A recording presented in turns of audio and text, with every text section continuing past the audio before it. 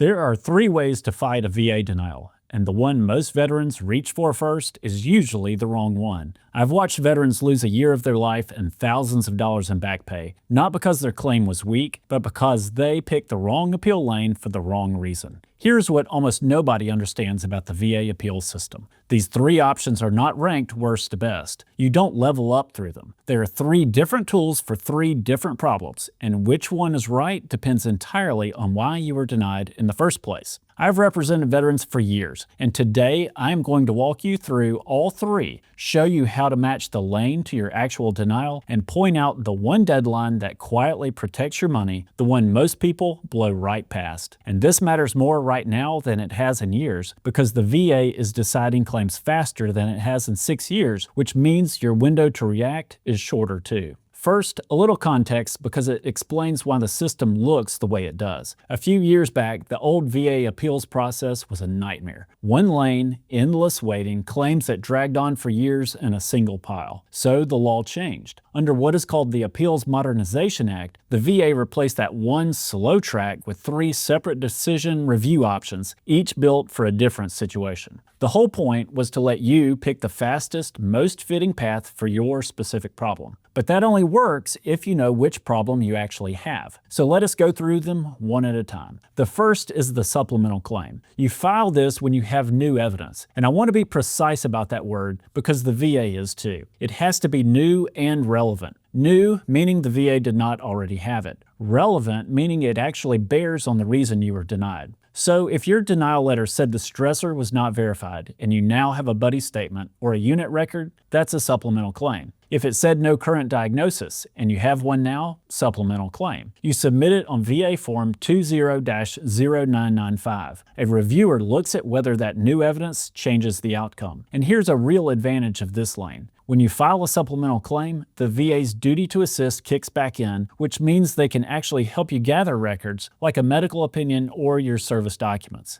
This is the right tool when the problem was a missing piece of evidence, and now you can fill that gap. The second lane is the higher level review, and this one is completely different. You use it when you don't have new evidence, but you believe the VA made a mistake with the evidence it already had. Maybe they ignored a document that was sitting right there in the file. Maybe they misapplied the law. Maybe the rater just got it wrong. In a higher level review, a more senior reviewer takes a fresh look at the exact same evidence. You can't add anything new. That's the trade. You're not arguing that you have more proof. You are arguing that they misjudged the proof you already gave them. You file it on VA Form 20-0996. And here's the part almost nobody uses. You are entitled to a one-time informal conference, a phone call where you or your representative can get on the line with that senior reviewer and point directly to the error. Most veterans never request it. It's free, it's powerful, and it is sitting right there on the form. The third lane is the board appeal. This is where you take your case up to the Board of Veterans' Appeals to be decided by a veterans law judge, not the regional office that denied you. You file it with VA Form 10182, and the board itself gives you 3 choices, called dockets, so pay close attention here, because this is exactly where people get confused. The first is direct review.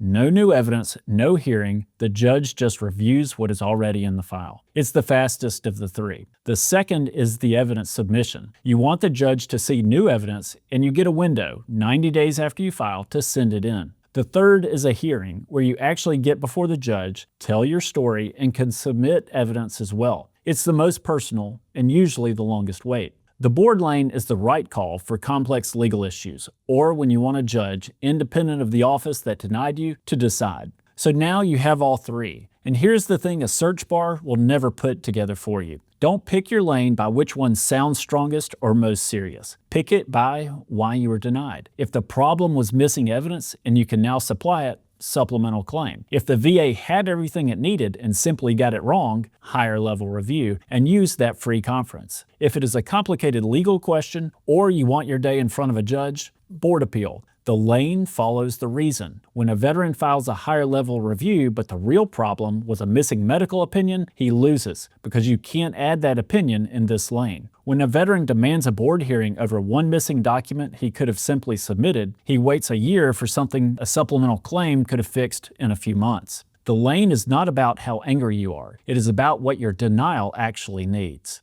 And that brings me to the deadline I promised you, the one that quietly protects your money. In general, you have 1 year from the date of your decision letter to file one of these reviews. Now, you technically can file a supplemental claim later than that, but if you miss that 1 year window, you can lose your original effective date, and your effective date is the day your back pay counts from. Let that land for a second. 2 veterans win the exact same rating. The one who kept his claim alive by filing within a year gets back pay all the way to his original claim. The one who let the year lapse and started over may only get paid from the new date. Same rating, a very different check. This is why you never just sit on a denial. Even if you're not sure which lane is right, protecting that 1 year deadline protects money you've already earned. And with the VA moving faster than ever, these decisions and these clocks are coming at you quicker than they used to. So here's how to use all of this. First, pull out your denial letter and find the reason you were denied, the exact issue the VA says is missing. Second, match it to the lane. New evidence to supply? Supplemental claim. They got it wrong on the evidence they already had? Higher level review with the informal conference. Complex issue, or you want to judge? Board appeal and choose your docket on purpose. Third, watch the calendar. Protect that 1 year window from your decision date because it protects your effective date, and your effective date is your money. A denial is not the end of the road. It is just the moment you choose the right tool. If you've not watched it yet, I have a video on why VA claims get denied in the first place, so you can read your letter and find that reason fast, and I will link it right here. I also broke down what the recent VA backlog drop means for your timing.